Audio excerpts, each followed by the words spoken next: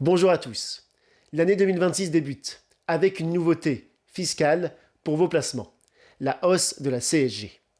Cette hausse a été votée dans la loi de financement de la sécurité sociale et elle a fait réagir beaucoup de professionnels de l'épargne. Si vous avez suivi cette actualité, vous avez peut-être entendu ceci. Cet après-midi, entre autres sur les réseaux sociaux. Quelle hausse des impôts vous parlez? On parlera des impôts tout à l'heure. 1.4. Ah mais c'est pas un impôt, c'est une cotisation. Ce n'est pas un impôt, c'est une cotisation. Cette phrase a été prononcée par Marine Tondelier dans l'émission La Grande Confrontation sur LCI.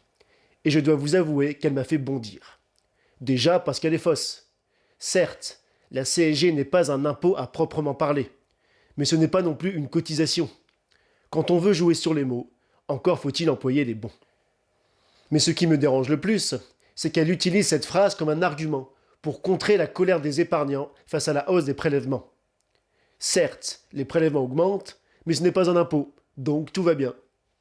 Quelle est la différence entre impôt et cotisation? Pourquoi la CSG n'est ni un impôt, ni une cotisation? Qu'est-ce que cela change réellement pour les épargnants? Je vous explique tout dans cette vidéo. CSG signifie contribution sociale généralisée. Ce n'est pas une cotisation. Une cotisation, c'est un prélèvement payé en échange d'une protection spécifique. Assurance maladie, assurance vieillesse, assurance chômage. Plus vous cotisez, plus vous avez de droits. Les cotisations françaises, pourtant très élevées, ne suffisent pas à financer une protection très généreuse.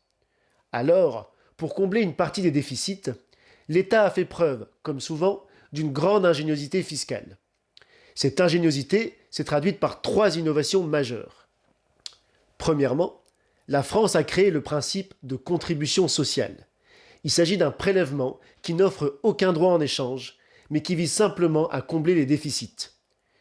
Il s'agit de la CSG, créée en 1991, et de la CRDS, créée en 1996.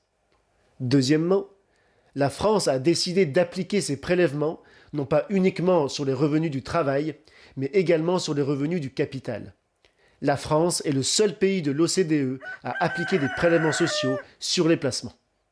Et troisièmement, la France a créé des prélèvements exclusivement dédiés à l'épargne. Il s'agit du prélèvement social ou du prélèvement de solidarité.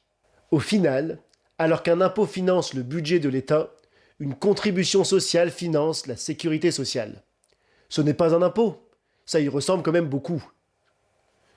Je ne crois pas non plus que la hausse de la CSG soit un coup de poignard dans le dos des épargnants français.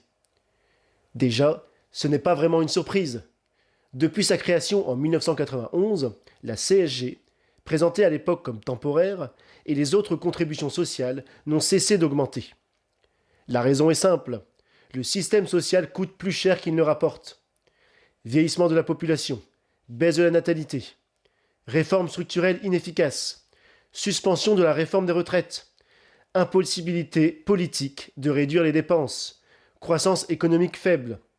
Résultat, la seule variable d'ajustement, le seul moyen qu'a la France de maintenir son système d'assurance maladie, chômage et retraite aussi généreux, ce sont les prélèvements sociaux. Avec cette dernière hausse, la CSG atteint 18,6% et tout laisse à penser qu'elle pourrait bientôt dépasser les 20%. 20% de prélèvement, avant même l'impôt sur le revenu. Et si cette dernière hausse n'est pas vraiment un coup de poignard, c'est aussi parce que beaucoup de placements y échappent. Et ce sont les placements préférés des Français. Le livret A, ainsi que les autres livrets réglementés, est totalement exonéré de prélèvements sociaux. L'assurance vie, investie en fonds en euros ou sur les marchés financiers via des unités de compte, échappe à la hausse de la CSG. Enfin, l'immobilier échappe également à la dernière hausse de la CSG et peut même parfois être totalement exonéré de prélèvements sociaux. Je vous explique cela dans une autre vidéo dont vous trouverez le lien en commentaire. Au final, les placements concernés sont les livrets bancaires et les comptes à terme, les revenus et plus-values sur les comptes titres et le PEA, le grand perdant de cette loi fiscale. Le plan d'épargne en action est certes exonéré d'impôt sur le revenu, mais il est désormais soumis à près de 20% de prélèvements sociaux. En résumé, la hausse de la CSG touche finalement peu de placements, et pas les placements préférés des Français. Beaucoup de bruit, pour un impact finalement limité, mais encore plus d'opacité fiscale.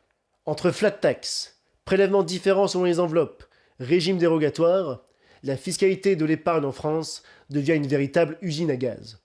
Plus qu'un coup de poignard dans le dos des épargnants, c'est une nouvelle démonstration de la complexité française et une nouvelle brillante idée sortie de notre hémicycle. Vous avez des questions sur la CSG, n'hésitez surtout pas à les poser en commentaire de cette vidéo. Pensez également à liker et à vous abonner à ma chaîne.